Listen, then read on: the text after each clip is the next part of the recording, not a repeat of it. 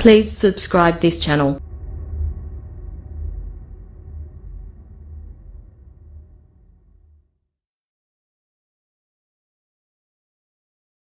یہ ہے اشعار طرفہ ابن العبد کی اشعار ہے، طرفہ ابن العبد. اور طرفہ ابن العبد یہ زمانے جاہلیت کا شاعر ہے، اور صرف زمانے جاہلیت کا شاعر ہی نہیں ہے بلکہ یہ اصحاب معلقات میں اور اس کا معلقہ اہم معلقات میں شمار کیا جاتا ہے. میں نے گروپ پہ ایک نوٹ بھیجا ہے، اس کو شیئر کیجیے تاکہ اس کی تشریح کی جا سکے تو اچھا رہے. گروپ پہ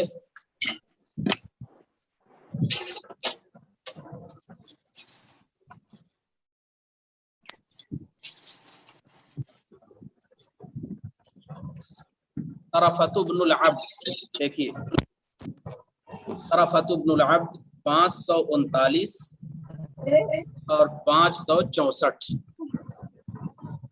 عیسوی ہے. یہ 539 اور 564، 39 اور 64 میں کتنا فاصلہ ہوا؟ 39 اور 64 سے 25 سال. یہ 25 سال کی عمر میں اس کی وفات ہو گئی، بلکہ اس کو مار دیا گیا. تو گویا کہ نوخیز نوجوان اور کوہنا مشق شاعر تھا، جس نے اپنی مختصر سی عمر میں اپنی شاعری سے دھوم مچا دی اور اپنی شاعری کا لوہا منوا لیا. طرفہ ابن العبد، طرفہ ابن العبد یہ زمانے جاہلیت کا شاعر ہے. ہجری ہے، عیسوی ہے، عیسوی 500 جب ہوگا تو عیسوی، خاص طور سے اس زمانے میں 539 سے لے کر 564 تک یہ رہا ہے. بعض چیزیں مختلف ہوتی ہیں کتاب میں جو دیا ہے، روایتیں الگ الگ ہوتی ہیں، اس وجہ سے کچھ مختلف ہو. تو 64 میں دیا کتاب میں، متوفہ 564. ہوا طرفۃ ابن العبد ابن سفیان، کا پورا نام ہے طرفہ ابن عبد ابن سفیان. نشأ طرفۃ یتیما، طرفہ یتیمی کی حالت میں عاشا، تو اس نے ایسی زندگی گزاری جو بے توجہی کی تھی. شاردن، شرود کے معنی ہوتے ہیں جس میں انسان بے اعتنائی کا شکار ہو، بے توجہی کا شکار ہو، بے التفاتی کا شکار ہو. شرود ذہنی کہتے ہیں، انتشار ذہنی کے معنی. فعاش شاردن، تو اس نے بے توجہی کی زندگی گزاری. حائرن، اور پریشان کن زندگی گزاری، حیران کن زندگی گزاری. لاغفال بنی اعمامہ، کیونکہ اس کے چچیرے بھائی جو تھے اس پر کم توجہ دیتے تھے. اغفال، غفلت برتنے کی وجہ سے، چچیرے بھائیوں کے غفلت برتنے کی وجہ سے یہ بہت کم توجہ اس نے بہت حیران کن اور بے توجہی اور بے التفاتی کی زندگی گزاری. عاش شاردن، اس نے بے التفاتی اور بے توجہی اور حیران کن زندگی گزاری. کیونکہ اس کے چچیرے بھائی اس پر توجہ نہیں دیتے تھے. فشبا شاکیا بخشونۃ ناقما بخشونۃ بدویۃ وبطالۃ مفسدۃ، تو شکوے شکایت کی حالت میں یہ نوجوان ہوا. شبہ من ہوتا ہے نوجوان ہوں. فشب شاکیا، تو شکوے شکایت کی حالت میں نوجوان ہوا. ناقمن، انتقامی جذبے کے ساتھ، انتقامی جذبے کے ساتھ. بخشونۃ بدویہ، بدوی سختی سے انتقامی جذبے کے ساتھ یہ نوجوان ہوا. وبطالۃ مفسدۃ، اور خراب کر دینے والی بیکاری. بطالہ مانتے ہیں بیکاری، بے عملی. مفسدہ تو بدوی سختی اور خراب کر دینے والی بیکاری سے انتقام لینے کے جذبے کے ساتھ یہ نوجوان پر کہ پدویت کی سختی کو بھی بدلنا ہے اور بیکاری کو بھی کام میں لانا ہے، اس کو کام سے تبدیل کرنا ہے۔ تو یہ شب پر نوجوان ہوا شاکین کی حالت میں اور فساد خراب کرنے والی بیکاری کا اطالہ یعنی بیکاری۔ وکان متوقد الذہن، بڑا روشن دماغ تھا۔ فعد من فحول الشعراء وهو دون العشرین، تو یہ اسے ماہر شاعر شمار کیا گیا جبکہ ابھی اس کی عمر 20 سال سے کم تھی۔ اسے ماہر شاعر شمار کیا گیا جبکہ اس کی عمر 20 سال سے کم رہی۔ ماہر شاعر، فحول الشعراء، بڑے شعراء میں اس کو شمار کیا گیا جبکہ اس کی عمر 20 سال سے کم رہی۔ وکان طرفۃ معقد الترکیب، طرفہ کی شاعری میں جملوں کی ترکیب بڑی مشکل ہے، بڑی پیچیدہ ہے۔ معقد بنتے ہیں بڑی پیچیدہ مشکل۔ طرفہ کی شاعری میں جملوں کی ترکیب بڑی پیچیدہ ہے۔ غریب اللفظ، اور الفاظ بڑے نامانوس ہیں۔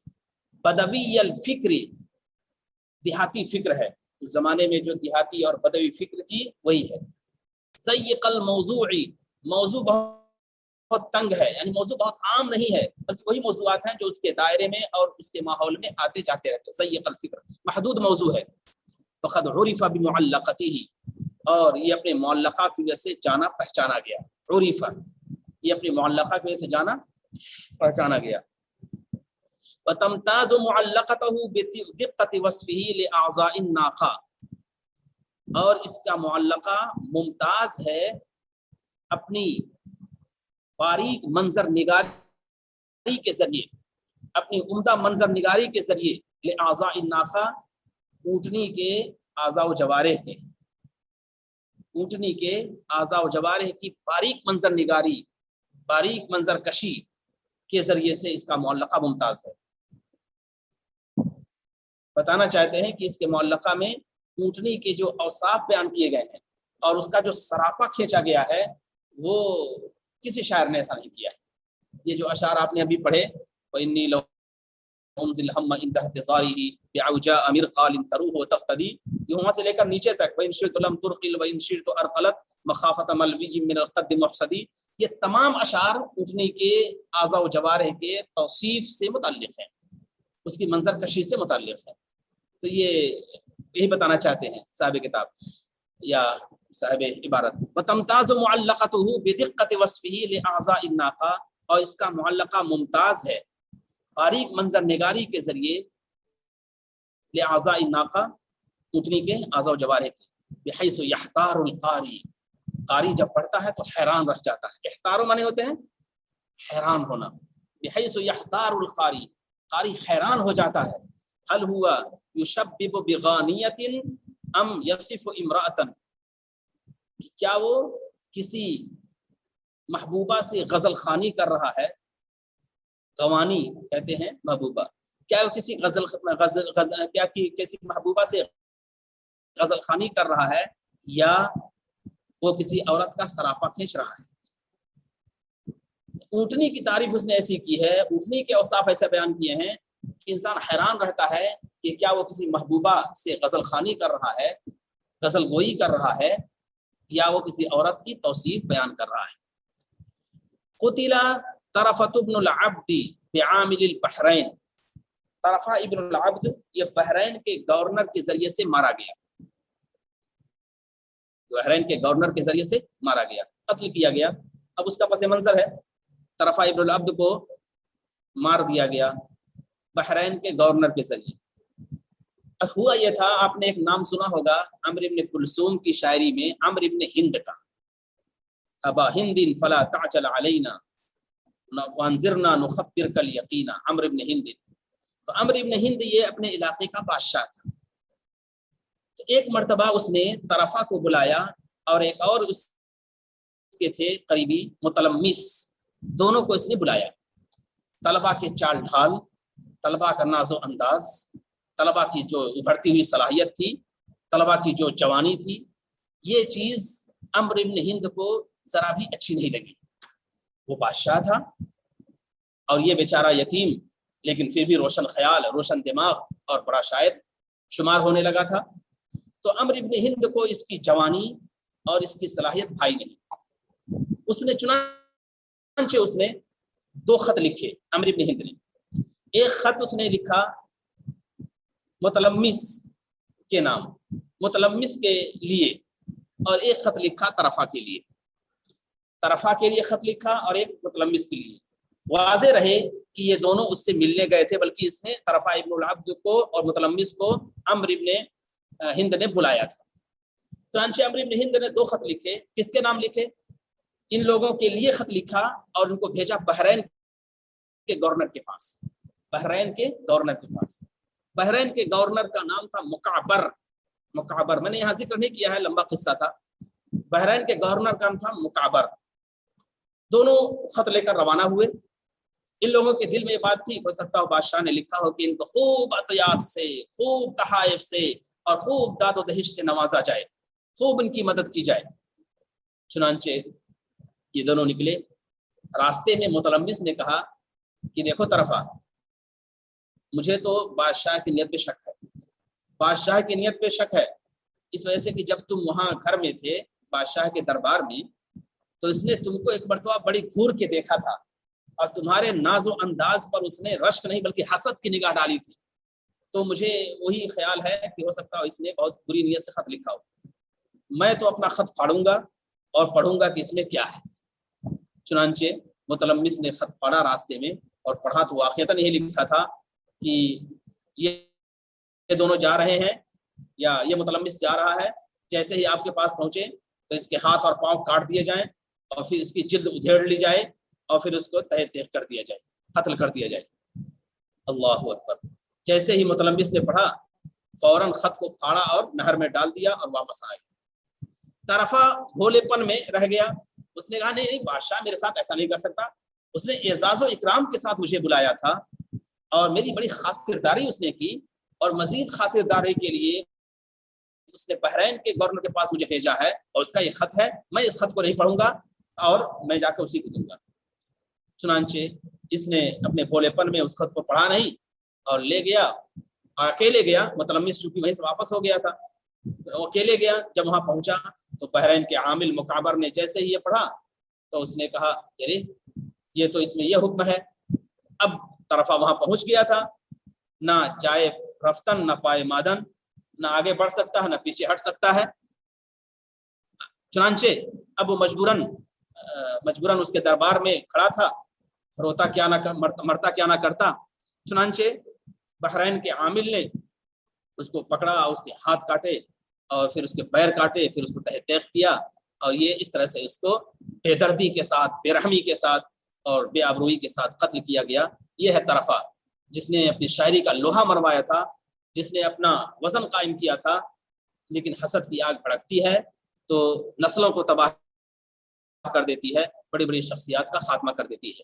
تو یہ ہے قتل طرفہ ابن العبد بعامل البحرین. طرفہ ابن العبد بحرین کے عامل کے ذریعے قتل کیا گیا. کس نے قتل کروایا تھا؟ عمرو ابن ہند نے. عمرو ابن ہند نے اسے قتل کروایا تھا، اور بحرین کا عامل اس کا نام تھا مکعبر، اس نے قتل کیا تھا. وعمره 26 عاما، اور اس کی عمر 26 سال تھی. 26 سال اس کی عمر تھی، بہت زیادہ عمر نہیں تھی بلکہ 25-26 سال تھی اسی کی طرف. وکان من امتر الشعراء وابلغه، اور بڑا طاقتور شاعر تھا اور بڑا مؤثر شاعر تھا. بڑا طاقتور اور بڑا مؤثر شاعر تھا. امتن کہتے ہیں مضبوط کے، متن کے معنی ہے پیٹ کے ہوتے ہیں، اسی سے امتن. وکان من امتن الشعراء و ابلغه، اور بڑا مضبوط شاعر تھا، بڑا مستحکم شاعر تھا اور بڑا مؤثر شاعر تھا.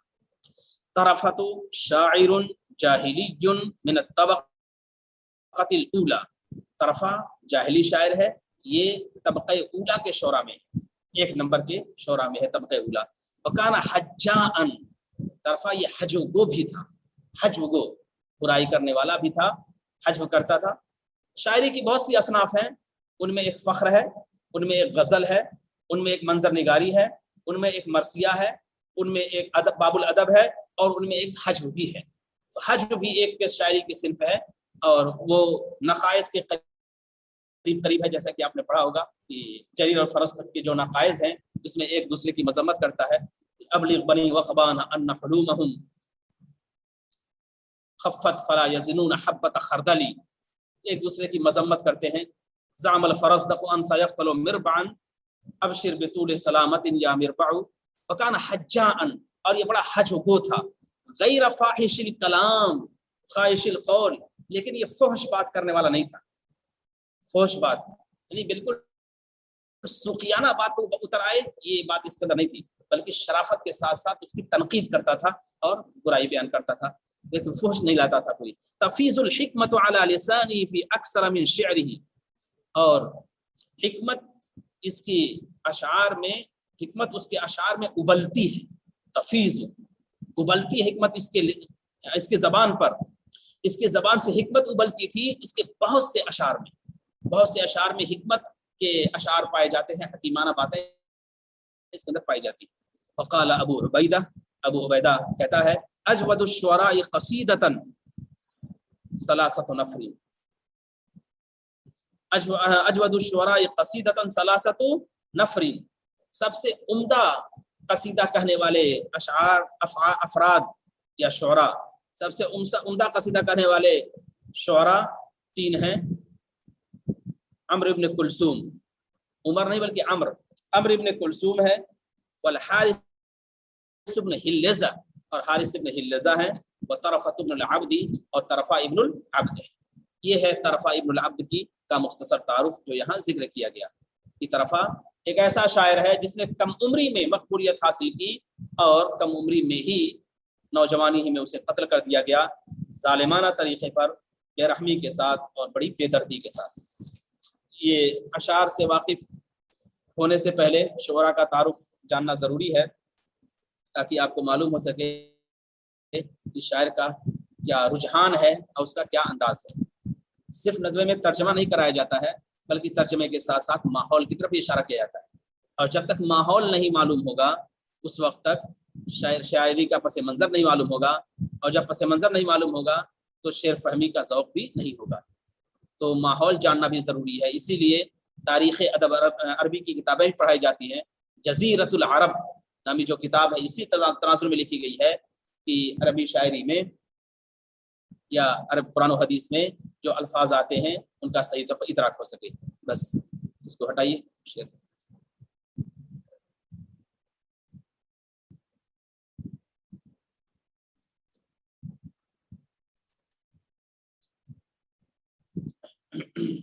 وَهَذِهِ أَبْيَاتٌ لِطَرَفَةَ بْنِ الْعَبْدِ، اور یہ اشعار ہیں، چند اشعار ہیں طرفہ ابن العبد کے.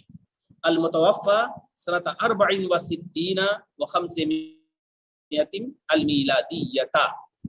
المیلادیہ یا من المیلادی، جس کی وفات ہوئی ہے 564 میں، اور 564 عیسوی میں جس کی وفات ہوئی. صاحب احدى المعلقات، ایک معلقے کا لکھنے والا ہے. صاحب احدى المعلقات، ایک معلقات کا لکھنے والا ہے. یصف فیہا ناقتہ، جس میں وہ اپنی اونٹنی کی تعریف کر رہا ہے. صاحب احدى المعلقات ایک معلقے کا لکھنے والا ہے، ایک معلقے کا کہنے والا ہے. بعض لوگ ترجمہ کرتے ہیں خالق، لیکن خالق یہ اللہ تعالیٰ کے ساتھ جڑی ہوئی چیز ہے، اور تخلیق بھی کہنا ٹھیک نہیں ہے. شعراء کی تخلیق ہے. مولانا عبداللہ عباس صاحب رحمۃ اللہ علیہ تھے، وہ کہا کرتے تھے تخلیق کے بجائے انتاج کا لفظ استعمال کیا جائے تو زیادہ صحیح ہے. وہ بھی زبان داں تھے اور زبان شناس تھے، تو عام طور پر لوگ استعمال کر دیتے ہیں یہ خالق ہے. خالق تو اللہ تعالیٰ کی صفت ہے، اور تخلیق بھی بچنا چاہیے، احتیاط کرنا چاہیے. صاحب احدى المعلقات، ایک معلقے کا لکھنے والا یا کہنے والا ہے. یصف فیہا ناقتہ، جس میں وہ اپنے اونٹنی کی تعریف کر رہا ہے. دیکھیے وَإِنِّي لَأُمْزِي الْهَمَّ عِنْدَ احْتِضَارِهِ بِعَوْجَاءَ مِرْقَالٍ تَرُوهُ وَتَغْتَدِي. وَإِنِّي لَأُمْزِي الْهَمَّ عِنْدَ احْتِضَارِهِ. امزا یمزی امزاءً کے معنی ہوتے ہیں پورا کرنا. امزا युमज़ी इम्ज़ाअन के माने होते हैं पूरा करना। व इन्नी लउम्ज़िल हम्म, हम के माने होते हैं इरादे के, फैसले के, इरादे के, फैसले के। तो इरादा पूरा किया जाता है, फैसला नाफिज किया जाता है। फैसला लउम्ज़िल हम्मा, मैं अपने फैसले को नाफिज करता हूँ, मैं अपने इरादे को पूरा करता हूँ, मैं अपने अज़्म को पूरा करता हूँ और अपने फैसले को नाफिज करता हूँ। व इन्नी लउम्ज़िल हम्मा, हम उनकी जमा उमूम, इरादे के, फैसले के। इंतज़ारिही, इhtज़ार, इhtज़रा यhtज़िरु, इhtज़ारन हाजिर होना।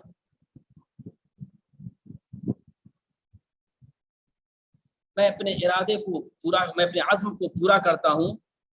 इंतज़ारिही, उसके अज़्म मुसम्मम होने के बाद के वक्त, इंतज़ारिही, उसके हाजिर होने के वक्त, यानी उसके अज़्म मुसम्मम होने के वक्त। जब इरादा हो जाता है और पुख्ता इरादा हो जाता है तो मैं उसको पूरा करता हूँ और उसको नाफिज करता हूँ, उसको पाए तकमील को पहुंचाता हूँ। व इन्नी लउम्ज़िल हिम्मा, मैं अपने फैसले को नाफिज करता हूँ। इंतज़ारिही, उसके तय होने के बाद। जब फैसला होगा तो तय कहेंगे और जब इरादा होगा तो कहेंगे, अज़्म मुसम्मम करेंगे। मैं अपने फैसले को नाफिज करता हूँ उसके तय होने के वक्त, उसके तय होने के वक्त। फैसले को नाफिज करता हूँ उसके तय होने के वक्त, और मैं अपने इरादे को पूरा करता हूँ अपने उसके अज़्म मुसम्म होने के वक्त, होने के बाद या वक्त। मैं अपने फैसले को नाफिज करता हूँ उसके तय होने के वक्त। एक तर्जुमा तो ये हुआ, एक तर्जुमा तो ये हुआ, फैसले के माने में, इरादे के माने में। फैसले के माने में और इरादे के माने में, मैं अपने फैसले को नाफिज करता हूँ उसके तय होने के वक्त। दूसरा तर्जुमा हम के माने हैं फिक्र के, गम के, परेशानी के। हम की जमा हुमूम, हम की जमा हुमूम। व इन्नी लउम्ज़िल हम्मा, मैं फिक्र परेशानी को दूर करता हूँ उसके आने के वक्त। मैं फिक्र परेशानी को दूर करता हूँ उसके आने के वक्त। जब वो फिक्र परेशानी आती है तो मैं उसको दूर करता हूँ। ये दूसरा तर्जुमा है, मैं फिक्र परेशानी को दूर करता हूँ। इंतज़ारिही, जब वो फिक्र परेशानी आती है, जब फिक्र परेशानी सवार होती है, मैं फिक्र परेशानी को दूर करता हूँ उसके आने के वक्त। बिऔजाअ मिरकालिन तरूहु व तग़तदी, बिऔजाअ मिरकालिन, औजा आवज का मुअन्नस है, औजा आवज का मुअन्नस है। और आवज के माने होते हैं टेढ़े, टेढ़ी चाल वाला, आवज टेढ़ा, टेढ़ा। कुरान में आया है अल्हम्दुलिल्लाहिल्लज़ी अंज़ला अला अब्दिहिल किताब व लम यजअल लहू इवजा। अल्हम्दुलिल्लाहिल्लज़ी, तमाम तारीफ उस अल्लाह के लिए है जिसने किताब उतारी है और उसने कोई कजी नहीं रखी है, कोई टेढ़ापन नहीं रखा है। अल्हम्दुलिल्लाह से कई सूरतें शुरू होती हैं, उनमें सूरह फातिहा भी है, सूरह अनआम भी है और सूरह कहफ भी है, सूरह फातिर भी है या सूरह सबा भी है। तो इस तरह से अल्हम्द से शुरू होती है। तो इन्हीं में ये बेऔजा, औजा से पहले नाका महजूफ है, नाकतुन औजा, बेनाकतिन औजा, ऐसी ऊँटनी पर सवार होकर, ऐसी ऊँटनी पर सवार होकर। अब औजा जो टेढ़ी है, उससे बात तो समझ में आएगी नहीं, टेढ़ी है। यहाँ ऊँटनी की चाल में जो टेढ़ापन आ जाता है तेज दौड़ने की वजह से, ऊँटनी की चाल में जो टेढ़ापन आ जाता है तेज दौड़ने की वजह से, उसके लिए औजा का लफ्ज इस्तेमाल किया गया है। तेज दौड़ने की वजह से تیز انسان جب چلتا ہے بہت تیزی کے ساتھ دوڑتا ہے تو کبھی کبھی ڈگمگا جاتا ہے. گاڑیاں ہوتی ہیں وہ ڈگمگا جاتی ہیں, پیچھے جا کے اونٹنی جانور وہ تو اور ڈگمگائے گی. تو اوجا ایسی اونٹنی جو تیز دوڑنے کے وقت, ایسی اونٹنی جو تیز دوڑنے کے وقت ٹیڑھے پن کا شکار ہو جائے, ٹیڑھے پن کا شکار ہو جائے, تو اس کے لیے اوجا کا لفظ استعمال کیا گیا ہے. خلاصہ کیا نکلا؟ خلاصہ یہ نکلا کہ تیز رفتار, تیز رفتار اس کا خلاصہ نہیں. لفظی معنی ہے الناقۃ التي لا تستقیم فی سیرها, الناقۃ التي لا تستقیم فی سیرها بل تعوج تنحرف یمنة ویسرة شمالا وجنوبا, یمنة ویسرة وشمالا وجنوبا تنحرف الى هنا وهنا. تو وہ اونٹنی جو تیز رفتار چال میں دائیں بائیں کی طرف مڑ جائے, دائیں بائیں کی طرف چڑھی ہو جائے, تو اس کے لیے اوجا کا لفظ استعمال ہوگا. تو تیز رفتار اونٹنی, ترجمہ کریں گے تیز رفتار, ایسی اونٹنی پر سوار ہو کر جو تیز رفتار ہے. مرقال, مرقال ارقل یرقل ارقالا, ارقل یرقل ارقالا, اس کے معنی بھی ہوتے ہیں دوڑنے کے, اس کے معنی دوڑنے, لیکن اس کے دوڑنے میں فرق ہے. جرا یجری جرین چلنا, اور ہرولہ یحرول حرولتن اس کا مطلب دوڑنا. تو جرا اور ہرولہ کے درمیان کا جو اسٹیپ ہے, جرا اور ہرولہ کے درمیان کا جو اسٹیپ ہے وہ ارقلہ ہے. رقلہ یرقلو اور ارقل یرقلو, اس کو کہتے ہیں تیز چلنا. السیر بین العدو والمشی, وہ چال جو دوڑنے اور عام رفتار کے چلنے کے درمیان کی ہو تو اس کو ارقال کہا جاتا ہے, اس کو ارقال کہا جاتا ہے. تو اس کا ترجمہ کریں اس معنی بھی دوڑنے کے معنی میں ہے, یہ تو بات طے ہو گئی. دوڑنے والی مرقال مفعال وزن پہ ہے, تیز رفتار اور دوڑنے والی یعنی سبک رو, سبک رو, تیز رفتار اونٹنی اور سبک رو اونٹنی اور دوڑنے والی اونٹنی. ایسی اونٹنی جو تیز رفتار ہو اور دوڑنے والی ہو, اس پر سوار ہو کر میں اپنے عزم کو